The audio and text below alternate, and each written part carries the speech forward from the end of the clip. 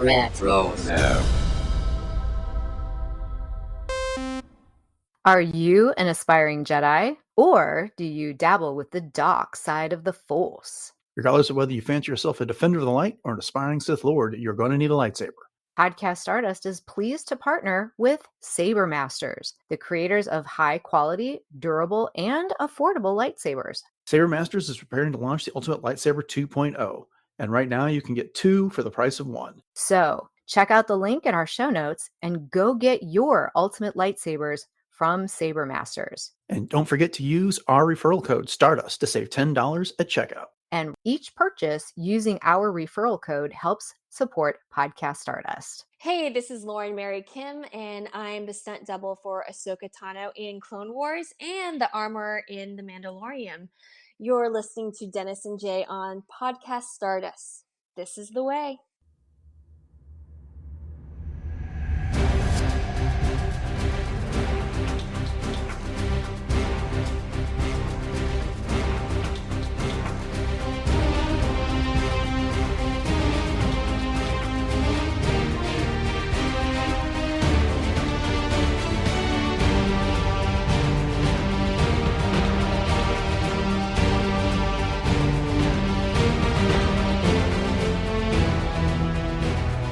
Hello and happy Valentine's Day. Welcome to Podcast Stardust. This is the fully armed and operational podcast dedicated to Star Wars news, reviews, and discussion. I'm Dennis Keithley.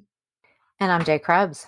And this episode features a discussion of an old Legends novel, The Courtship of Princess Leia by Dave Wolverton. But before we get into that, Jay, where can we be found around the internet? All right. We can be found on Facebook, Instagram, and Twitter, or X these days, at Podcast Stardust. All right, that is the line. The signal's boosted to maximum output. The shield's down, and we are now broadcasting to the galaxy. So let me say it again. Happy Valentine's Day. Happy Valentine's Day, Jay. Got any big plans? No, actually, we do not. So we are very low key for Valentine's Day, and but I always like to see what everybody else is up to and what other plans people have. So anything on your end that you guys are doing or you have going on? No, I mean, you and Craig have been married for a long time, and Beth and I have as well. And at this point, Valentine's Day just doesn't have the novelty to it anymore. But that being said, not to mention, it's just hard to get a table anywhere at a restaurant or whatever to celebrate Valentine's Day. So maybe it's this weekend. We'll go out and do something. But at the moment, no big plans. But that's not to say we aren't going to celebrate Valentine's Day a little bit on this show. We are going to be taking a look at The Courtship of Princess Leia by Dave Wolverton. This is a classic Star Wars novel. This book was released in April 1994. It doesn't seem like that long. I was thinking maybe in the 90s. That's when I read it for the first time. Do you remember when you read it maybe the first time? Well, mine was a lot later because I know we've had this discussion before about how I kind of went back to a lot of the things in the expanded universe, now Legends, way, way after the fact. So I ran across this book actually at a used book fair at our fairgrounds, and it was already a very well-loved little paperback. And I was like, oh, the Courtship of Princess Leia, what is this? So of course I felt like I had to gobble it up because it was Han and Leia. So I think I read it for the first time mid 2000s, somewhere in there. But I think I've read it like 2 or 3 times since then. So it's one of those that I always love to go back to, if not for the story itself, but for the references that it gives us for our Star Wars life these days, if you will. And yeah, indeed. Now I'm thinking about it. The first time I read it would have been about 1998. I just moved to Dallas with my wife, and she found this book and read it before I did. So I ended up picking it up and reading it after her. So we're reading this as kind of a celebration of Valentine's Day. This is not really a romance when it comes down to it, despite the title, The Courtship of Princess Leia. It is a good old-fashioned Star Wars action adventure novel that just happens to have a bit of a rom-com element behind, with Princess Leia trying to decide between 2 different men. Of course, this book is now part of the Legends line. It's not part of our current continuity. And we've got this story replaced by The Princess and the Scoundrel, which we talked about. Was that last year or the year before? Yeah, just last year. And so, I got to tell you, I had a lot of fun reading this. It made me realize how much I enjoyed Legends and how much I kind of missed some of those stories. Not all of them were fantastic, but this I thought was a well thought out story and was a lot of fun and a good old fashioned Star Wars adventure. Oh, I agree, and there was also kind of that little campy element to it as well, just because you can tell when it was kind of written, not necessarily the exact year, but you could just tell by the some of the ways that things were being phrased that you're like, "Oh, yeah, I could see where some of this humor is coming from," or, Hmm. where some of this is. But, and one of the other reasons that we were doing this, of course, is because of the whole reappearance of Asajj Ventress and the idea of the Nightsisters and their origins and how they compare and contrast to what we know of the Nightsisters of today. But, there were definitely some things in here that going back and reading it again, I thought to myself, "Oh my gosh, that is so not like Han." You know what I mean? It is, Yeah. but it's a different as and that's the reason why it's Legends. It's a completely different Han than what we have in canon, and that's okay. You know what I Hmm. mean? It is a different Leia than what we have in canon in a lot of ways, and that's okay. They are their own stories and they are their own element. And so you kind of have to take them at face value when you're looking at things like that. But it really is a great adventure when it comes down to it and lays the genetics kind of family tree for the new Jedi Order, which is definitely my favorite era in all of the legends other than maybe the Thrawn stuff. So, yeah, so it was just great to revisit overall. Yeah. The other thing that occurred to me as I was reading this is that, as you pointed, it's a different type of Han, but we also get this adventure that features Han, Luke, and Leia right Yes. now, which we just aren't getting in novels right Mhm. now. Everything that happened after Return of the Jedi, you have Luke running off on a mission with Lando. And then there's some Han and Leia, but and then some Han and Chewbacca, but we don't really get the big three together anymore in Mhm. novels and stuff like that. And so getting them off on an adventure like this was really pretty cool. And then the other thing that occurred to me is that there just is a tonal difference, and I think this is what you were alluding to, between Legends and Star Wars novels that have been coming out today. And honestly, while I think the current books that are coming out are more cohesive as a whole, and a lot of them probably are superior stories, I feel like they kind of this reminds me much more of a George Lucas story than a lot of the other books that we've been getting these days. Doesn't quite have a lot of these novels that we have presently don't quite have the same tone, if that makes any sense. No, it makes total sense. Yes, and you're right. I mean, it gives you almost a different feeling. It's um kind of a feel good sort of a thing, and Mhm. I find myself just having a smile on my face whenever I read a lot of these legends novels just because of that reason. Mhm. Yeah, yeah, and there are definitely, like I said, and I think, part of that is because we do know that, and especially now we know that, like, Luke, Han, and Leia really aren't going anywhere. I mean, like, they're not in any real danger of not surviving to the end of the book when it Right. comes down to it, where we know what happens to them now with the sequel trilogy. And we know what happens to Chewbacca in Legends and things like that. And then so that's a counter argument to what I'm just saying. But still, just getting this adventure and getting the big three plus the droids plus Chewbacca doing stuff like that was just a lot of fun to go back to that. I kept thinking of so many different stories while I was reading this, and it kept reminding me of all these other things. Like, and oh yeah, this character will show up in that other Mhm. book, is like you're talking about how it leads into stuff that goes to the new Jedi Order. So, anyways, I had so much fun rereading this. But let's get into the story just a little bit. So it takes place at 8 years after the Battle of Yavin. So that would be what, like 4 years after Return of the Jedi. Mhm. And Han is still a general in the New Republic, and he's been off kind of on this campaign against the Imperial warlords Zinja. I, it's funny. Up until I heard January Lavoie do the audio version of this book, I just always pronounced that as Zinj, but Me they were too. clearly saying Zinja in the Yeah, or Jinja almost. Yeah. yeah in the audio drama. But he gets back to Coruscant, comes out of hyperspace on the deck of whatever Star Destroyer he was on, and there is this Haven fleet and all these other Star Destroyers in orbit. And he immediately goes into, or I may have been a Mon Calamari ship. Anyways, regardless.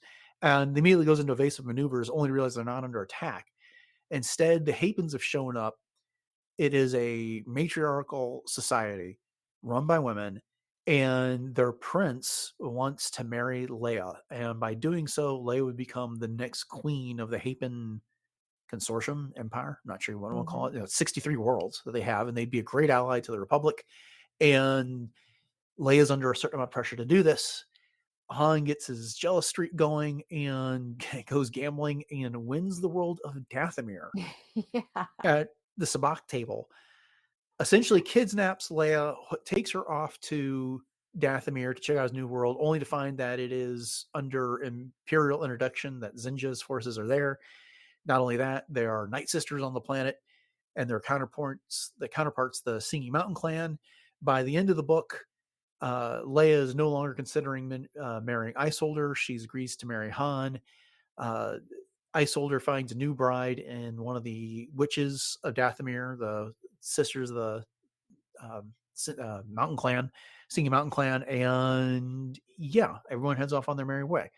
So, as you A were alluding very, to, very good summary. yeah, I did the best I could off the top of my head. Let's just dive into it. Did you have a favorite part of this book? Or, what's something I hear that immediately draws you to it? Well, I have to say, I remember reading this book for the first time and thinking, how novel of an idea that this matriarchal society was. And yet we had two different matriarchal societies sort of going head to head when it was all said and done between the Hapens and the Nightsisters. And then the first time I remember not liking Isolder at all. I kind of thought, he was sort of this preemptive kind of, entitled prince that thought he was just going to step in and do all of this. And then I came to realize that he's actually a really nice guy, Yeah. and Han was kind of the jerk through this whole thing for the most part and acting sort of, desperate when it came to winning Leia's hand back. But I just really appreciated the way that, like, it all ended up centering about around Dathomir, that Luke was trying to find this records, that all of these things that Dathomir was such a mystery. And then all of a sudden now Han owns Dathomir and he's going to take Leia there and try to get her to fall back in love with him. 7 days.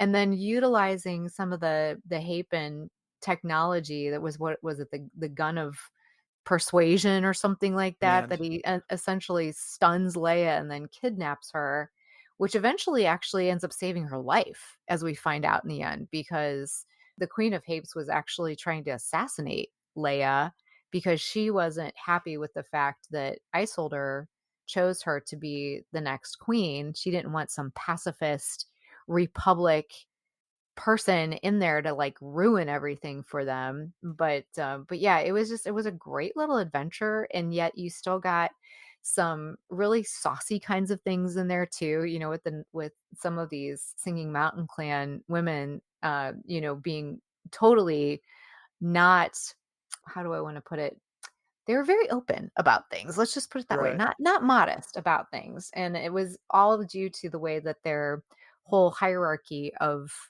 their society was.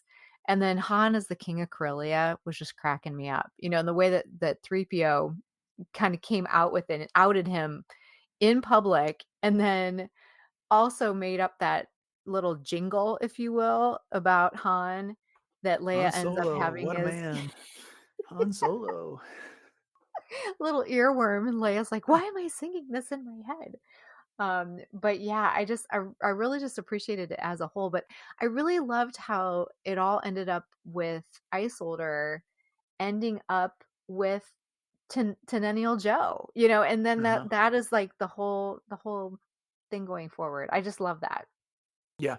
So you gave me a lot there that I want to respond to. Uh, Sorry. that's okay.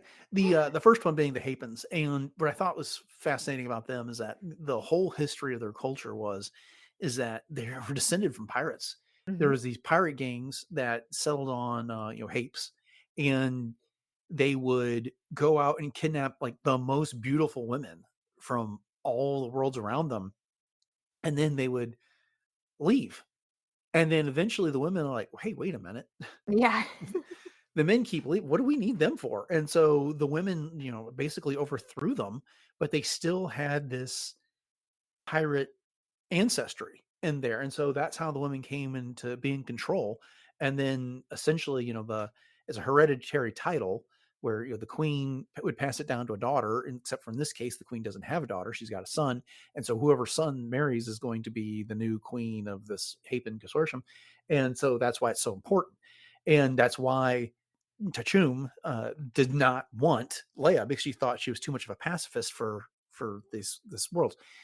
But then you get to hold a mirror up to this, when you're talking about the Singing Mountain Clan and the Nightsisters on Dathomir. That's another matriarchal society. The women are in charge there. So you've got one very technologically advanced society with the Hapens, and then you got one that's far more primitive, to use a different Mhm. word. But they're both run and controlled by women, and the Hapens are very cutthroat when it comes down to it. But the sisters of the Singing Mountain Clan, and I keep wanting to call them Night Sisters, but they're not. The Night Sisters are something very different there. Mhm. They are very much, they have a tribe. And they've got the one queen, unquote, Ogwen, I believe is her name, but Mhm. they still like debate everything. It's almost like a council. It is a bit more democratic when it comes down to it. And so I just love that juxtaposition of these two societies here. And Right. so, by the end, as you're talking about when Isolder kind of gives up on this idea of marrying Leia, he's fallen in love with Tenennial Joe over the course of the book. And she initially wanted Luke because he was this powerful Jedi and there was a legend of Jedi, but then she comes around to like, I can't have Luke.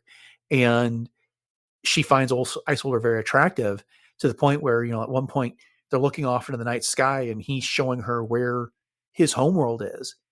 And, Mhm. this is before they know they're going to end up together. She's like, well, when you're on your world, look back here and think of me and I'll be thinking of you. And maybe sometime we'll be thinking of each other at the same time. And so it was a subtle romance that played out over times. And it was a neat way of just kind of combining the two cultures. Oh, for sure. And even Isolder even said, he didn't think she was attractive by Hapen standards, but then ends up thinking that she's beautiful, and I Mm-hmm. just thought that was super sweet.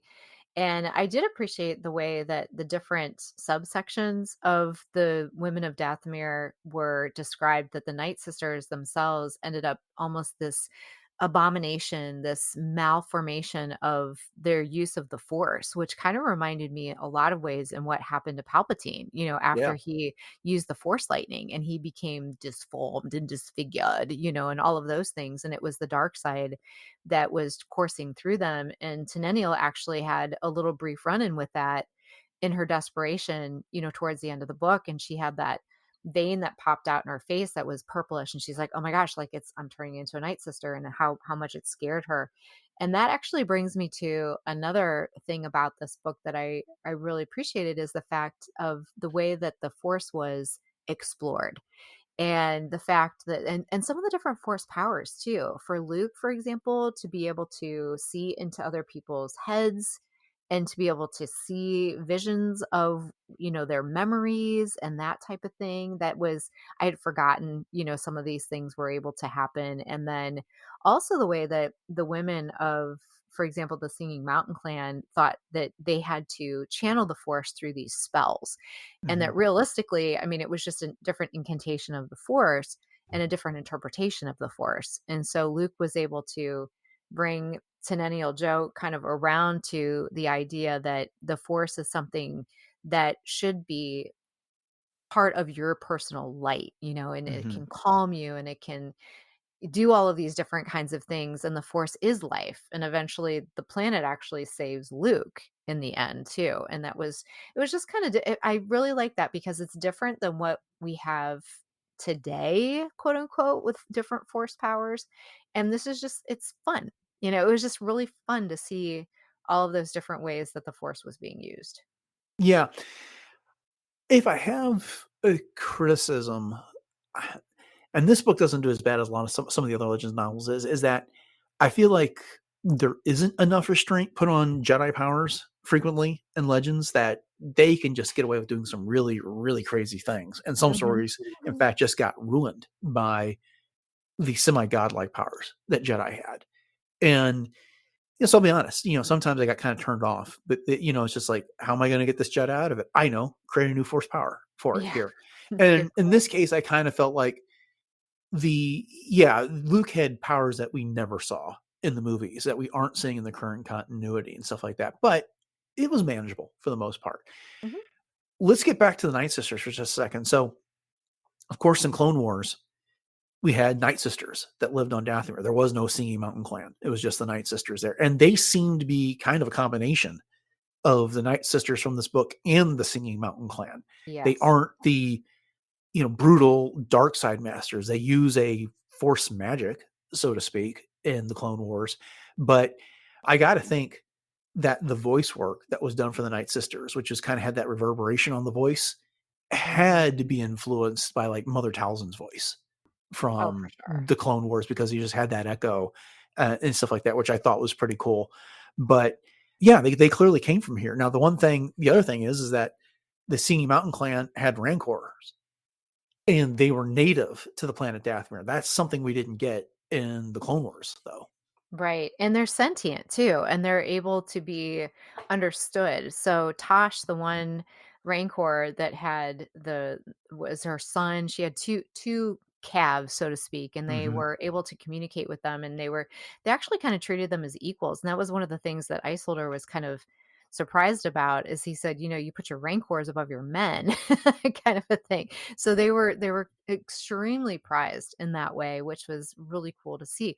But, to your point about the kind of combination of the Singing Mountain clan with the actual Night Sisters from here is spot on, because, we see in the Clone Wars, for example, Asajj Ventress and Mother Talzin and all of those sisters that have the very pale skin, and they have like darker eyes, and that type of thing, and kind of the bony fingers, but they have these incantation of spells and, like you said, in the magics.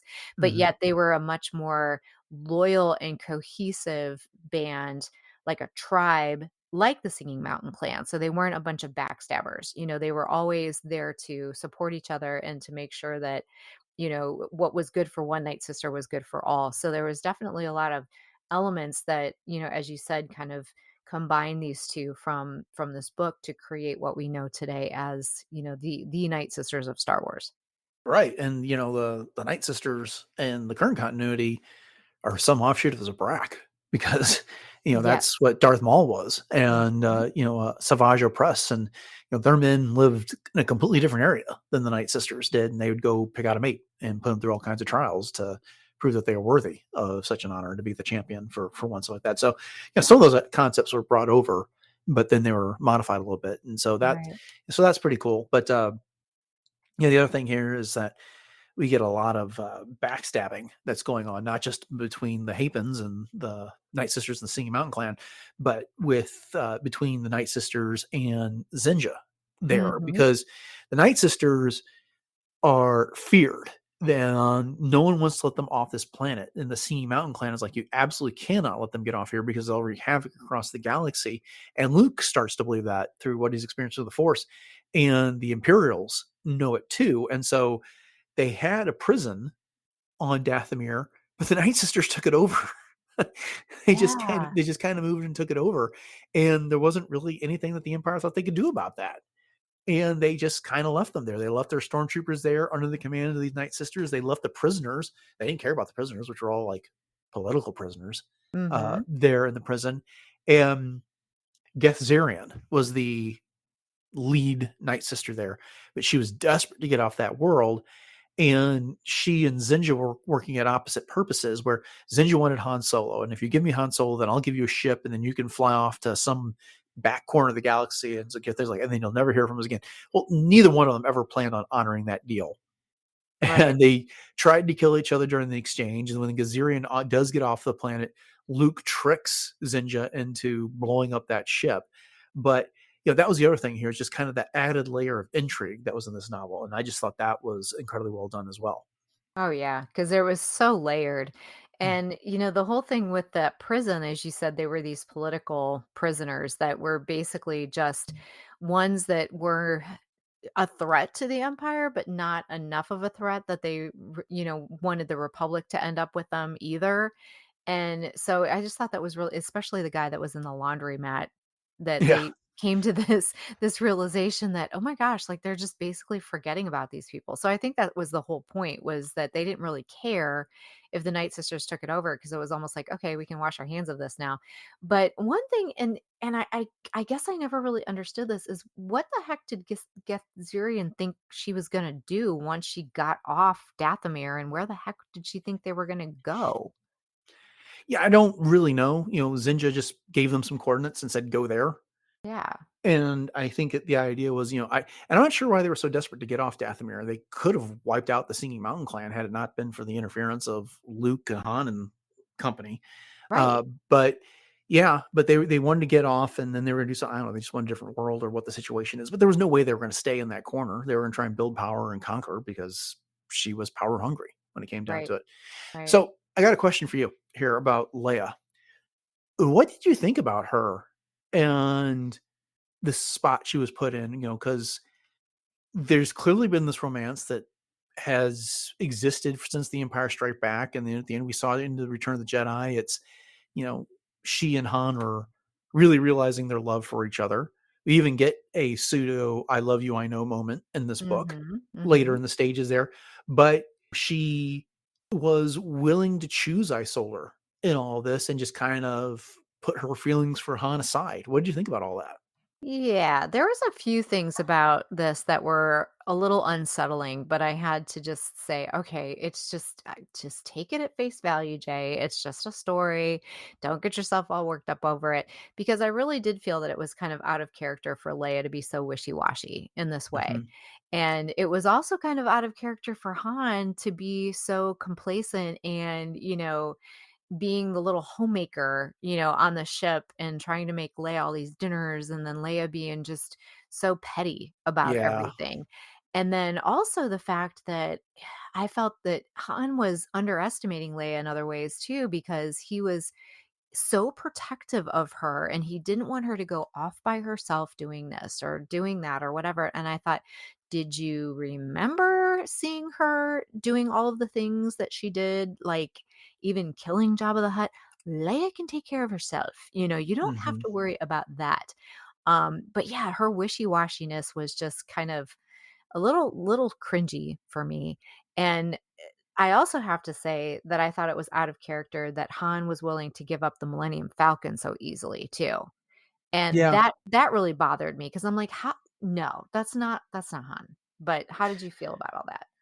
So I could appreciate Leia's predicament. She is the leader of the Alderanians. They were without a world. And so, this idea was, and she's got this Alderanian council that is pushing for this marriage, because not only has it been the Republic, it benefits the Alderanians. They potentially get a new world out of all of this.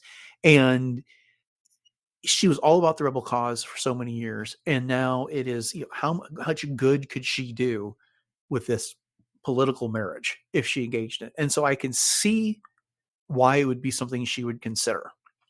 Mhm. But at the same time, it was just like she got so angry with Han. And I did think some of Han's actions were a bit ridiculous. Here he is, a Republic general, and yet he's just kind of doing some things that were childish and foolish along the way. And that whole kidnapping Leia thing, that did not set well with me. I didn't think he'd Yeah. do that at all. Uh-uh. And to just and then Leia, like you said, I think, that description you gave of her on the Falcon when Han was trying to do everything he could to win her over, how petty she was being about it. And just like, you know, where's my food? No wine? You didn't Yeah. give me Are the you right gonna cut it? utensil. Yeah. Yeah, yeah, I have to cut my food. And so, she was never going to let him sit down and eat with her. And it was just the wishy-washy was right. She kept going back and forth on that. So, that part of it did not appeal to me as well. But I could I had some sympathy and some empathy for that plight that she was on, where it's just like, what does she do? She follow her heart, or does she do what's best for the Republic, best for her Mhm. people, best for the galaxy? And so I don't know. I kind of had mixed feelings about that. But this leads me to my next question. Comparing this to The Princess and the Scoundrel, which story did you like better? Well, I like Princess and the Scoundrel mainly because it is more cohesive to their history as we know it. going forward. And I do think that it's a little bit more true to each of the characters and their value systems and the way that I could predict that they would actually act, you know what I mean? And but this one is just a lot of fun adventure wise. And it's one of those stories that I feel like if you asked me in another 10 years to explain the plot of each one, this one would probably honestly lead me to remember the most details about it Mhm. and intrigue me the most. Even though I loved The Princess and the Scoundrel and I loved the entire, the wedding and everything like that and some of the intrigue and things in that. Yeah, I mean, this one really stands out in my memory and I think that's why I've revisited it so much. But how do you feel? So, yeah, you brought up the wedding. It's what? A few pages in this Right. book. At the end of the Mhm. book, we don't even get, like, the whole ceremony. We just kinda get references to what Luke sees when he finally arrives at the wedding. That was the best part of The Princess and Scoundrel was the immediate aftermath from Return of the Jedi, Han finding Leia, them having that conversation, he just basically says, "I want you, marry me," and she's like, "Yes." And the next thing you know, there's a bachelor party, which Yes. the Ewoks crash. And then there's the wedding and all the details that came with that wedding that dipped into Alderaanian culture, that dipped into who Han and Leia were and Yes. what the Ewoks traditions were. I thought that was fantastic, but that's like not even the first third of the book. The adventure that comes after that is fine. Mhm. But it's just fine. Right. There were some cool things that happened on the Halcyon, which was the Galactic Star Cruiser, and I liked all that, but the whole ice planet moon thing that they stop at and, the adventure they get there, it just kind of felt like the real story was the wedding, and Mm. they could have left that at, like, a short story, but they developed it into a novel, from there. This I think you used the right words. This is a more fun adventure, and so, the cop out answer is I like the wedding better from The Princess and the Scoundrel, but I liked the adventure here better. I thought this was the better story, and this I think has far more of an influence on things that are Star Wars, not just in Legends, but we already talked about the Nightsisters and where they came Right. from and stuff like here. We even get the Night Cloak. The Empire Oh, yeah. dispatches all these satellites across the atmosphere, which drown out the sun, and basically it's going to cause Dathomir to freeze, and everything on it will die in a few days unless Zinja gets what he wants from Gazarion. Well, that's like Operation Cinder Tech Mhm. that we've seen in the current continuity right Yep. now, and so this book had a lot more influence than I remembered having. And, people writing on rancors. Well, we got to see that with Boba Fett in the book of Boba Fett. So this story planted a whole bunch of seeds all over the place. Oh yeah, definitely. As we are right now in Star Wars history, looking back in retrospect, there's so much, that Mhm. was drawn from this. So, there's always a bit of truth in legends. There was a lot of truth in legends with this one. But you put it perfectly. Wedding better in The Princess and the Scoundrel, story, adventure better in this one. Although I think my favorite line is I like the way your pants fit. Yeah. That cracked me up. I forgot that line and I literally laughed out loud. "I like the way your pants fit, because it totally reminded me of when they got back together in The Force Awakens. "You cut your hair. Same jacket?" "No, new jacket." Yeah. Kind of a thing. It's like the same sort of, banter back and forth between them. So that right there felt like home. Just that one little comment was perfect. Yeah. Yeah. What did you think about Rel, who was that older witch in the Singing Mountain clan who had met Yoda, but then the first time she laid eyes on Luke and Isolder, it's like, "Oh, Luke, you're that Jedi that's rebuilt the Jedi Order, and Isolder, you're the one that died here on Dathomir." Yeah. What'd you think about her and her, like, prophecies? Yeah, that was pretty chilling, and I just thought it was really cool because it was kind of bringing back the idea that Luke ended up saying that these are only one possibility, Mhm, that it's kind of what Yoda said with visions when he was talking to Anakin, that be careful when sensing the future, and it's a lot of it is the past that we take and the interpretations that we make from that, but she was a little creepy in some ways, but then again, it fit very well just with the whole eclectic kind of feel of this book and the aesthetic that it was setting up with the Night Sisters and the Singing Mountain Clan, I should say, themselves. Right. The other thing that occurred to me here is that this book was written in 1994, and Mhm. the notion of what the Jedi Academy wasn't settled. We didn't have the prequels there. We didn't know that there was a Jedi temple on Coruscant, and that's where they trained their younglings to become Padawans and eventually Jedi Knights and stuff like that. So Mhm. Luke discovers over the course of this is that the Jedi Academy wasn't necessarily one place. The Jedi had the starships, and so their academy was in space and stuff Right. like that, which was an interesting idea, and it's something that the legends kind of was all over the place. Luke was setting up an academy on Yavin 4, and then he moved that to another world, and then they were constantly getting relocated, and then they tried to, when Admiral Dalla took over the Republic, she tried to exile the Jedi altogether. And, so they never couldn't sell anything. And this was a lot of this stuff came up before we had the prequels and we had an answer to that. But I did think it was interesting that, he discovers the wreck of this old Jedi ship and he sees where like lightsabers were being made and he finds some old files and stuff like that. Well, it seemed like, what was the name of the ship that Huang had where he would teach the Jedi younglings how to make their lightsabers? Oh, yeah, exactly. Yeah, Mhm. so, I don't know how deliberate that was, but it did seem like an influence that may have carried forward. Oh, yeah, for sure. Oh, yeah, I Yeah. could totally see that. Mhm. So, starting around the time, but anything else that stood out to you from this novel that you want to bring up for discussion before we go? Well, again, you were saying how this informed a lot of the things about the future, of the new Jedi Order, and I love the little bit at the end where they go back to Rel, and then and even Luke then says, "You will have a daughter between Isolder and Tenennial Joe. You will have a daughter that will be trained by Luke," kind of a thing, and seeing these things for the future, and it's like, "Oh, yeah, this is Tenel Ka," kind of Yeah. thing. And then there was some really fun little kind of humorous things in here too, and you put this in our notes, the whole "kiss my Wookie" thing. That is Hmm. so I could see that. That's so Han. And then Chewie just laughing about it like crazy, like he's just playing right into that. So, I was surprised though at the amicable relationship between Han and 3PO in this, in that Han was very concerned for 3PO's welfare in a lot of ways, where normally he would just be like, "All right, Mr. Professor." Although at one point he calls him Mr. Verbo Brain or something like Yeah. that. When 3PO is like, "I have these da, da, da kind of brains." He's like, "All right, Mr. Verbo Brain." But anyways, yeah, I'm all over the place on that. But those are just some little quick hits of some things that were in my brain pan at the time. But what about you? Yeah, and we've hit most of my thoughts on this. There's some really great action scenes in this book. When the Nightsisters attack, and then the Singing Mountain Clan goes on the counteroffensive there, and you've got some of the witches on the back of the rancors attacking the Night Sisters, and the Night Sisters who basically have these stormtroopers as thralls, and they also have the ATSTs, the Scout Walkers, out there, and Mhm. so the rancor is going to battle against them. There's some pretty cool action scenes there.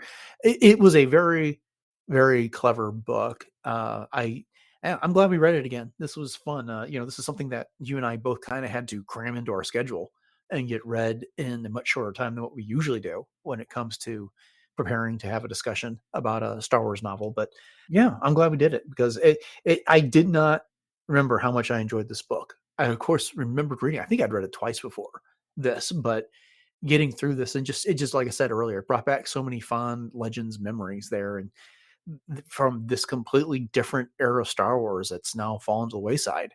That's it's been over 10 years since Yeah. Legends got, since what's now Legends got set aside. And, it was hard to take back at the time, but now it's just kind of like, oh yeah, these Legend stories, they were fun. But I don't think about them nearly as much because we have this like really huge volume of continuity books and novel stuff now. Mhm. So It's true, it's true. yeah. It was great to revisit, a lot of nostalgia, and it is really kind of a quick read, and the audio version with January Lavoie is a lot of fun, Hmm. and she does a really great job of doing the voices and bringing all of this to life, so I'm glad that that is available to consume in that way as well. Indeed. Indeed. Okay. Well, cool. I'm glad we got to do this. This was a lot of fun. Yeah. And so it was fun story to read for Valentine's Day. Not the most romantic thing we could have come up with, but hey, it works. So, with that, just want to say thanks for joining us for this episode of Podcast Stardust and our discussion of the Courtship of Princess Leia. We hope you enjoyed the episode. And if you want to get our take on lots of other Star Wars books, then make sure you subscribe to Podcast Stardust and you'll get all of our future novel and literary discussions downloaded when they come out. Also like to remind you that you can find all episodes of the podcast over on richardsap.com, which is also home to several other great podcasts covering everything from the MCU and DC to Dune, Star Trek, and a whole lot more. We always appreciate your 5-star ratings and reviews on whatever podcatchers that you use. And we love it when you share the show with your friends on social media. So with that in mind, Jay, you want to remind everybody what those social media contacts are and where else we can be found around the internet? Oh, yeah. You love us. We know. And you can let us know over on Facebook, Instagram, and X or Twitter at Podcast Stardust. And we do have a bunch of other places that you can connect with us. You can check out our Pinterest boards and our YouTube channel, which does have all of our past episodes. And we are now on YouTube Music as well. So head over to both of those, like and subscribe. And I know a lot of people are really using the Spotify thing right now, too. And we do have reviews over there. So I just really appreciate all of the ways that everyone has been sharing the show. And if you'd like to connect with us in real time, you can do that over on our Discord room, which is part of the RetroZap Discord server. And we also have a TeePublic store, and the link to that is in our show notes. And you can support us by picking up one of 7 different Podcast Stardust logo designs on everything from apparel to home goods and literally everything in between. And we are now partnering with Saber Masters. So if you are an aspiring Jedi or maybe on the dark side of the Force, you're going to need a lightsaber. And so we are pleased to partner with them. And you can check out all of their different types of lightsabers over on their website, which is sabermasters.com. And we do have a discount code. And all you have to do at checkout is just type in Stardust, and the link to that will be in our show notes. So with that, Dennis, why don't you go ahead and fill everybody in on some other fun things you've got going on, past, present, and future. So my wife and I are counting down the days to the debut of season 5 of Discovery, which we'll be covering on our Star Trek podcast, which is known as Warp Trails. That podcast is exclusive to the RetroZap podcast feed. So just head to your podcast of choice, look for the RetroZap feed, and you'll find all of our upcoming episodes there. If you want to find our past discussions of Discovery, Strange New Worlds, Lower Decks, and Picard, then the best place to do that is to head over to retrozap.com. Jay, what do you got going on in cosplay? All right. Well, as always, you can catch me over on my Instagram, which is at j.snipscosplay. And I am always over there as Ahsoka and Hera and the fourth sister from the Kenobi series, as well as my upcoming original concept Mandalorian, which is based on another Legends character known as Tahiri Vela, my very favorite of all time. And so, again, just check that out at j.snipscosplay. Okay, upcoming on the show this Friday, it'll be another edition of Star Wars News. And then on Monday, we're doing something really fun. We're going into the Star Wars version of What If with a discussion of Star Wars Infinity's A New Hope from Dark Horse Comics. So thanks for listening to episode 690 of Podcast Stardust, everyone. Have a great rest of your week. And until next time, may the Force be with you.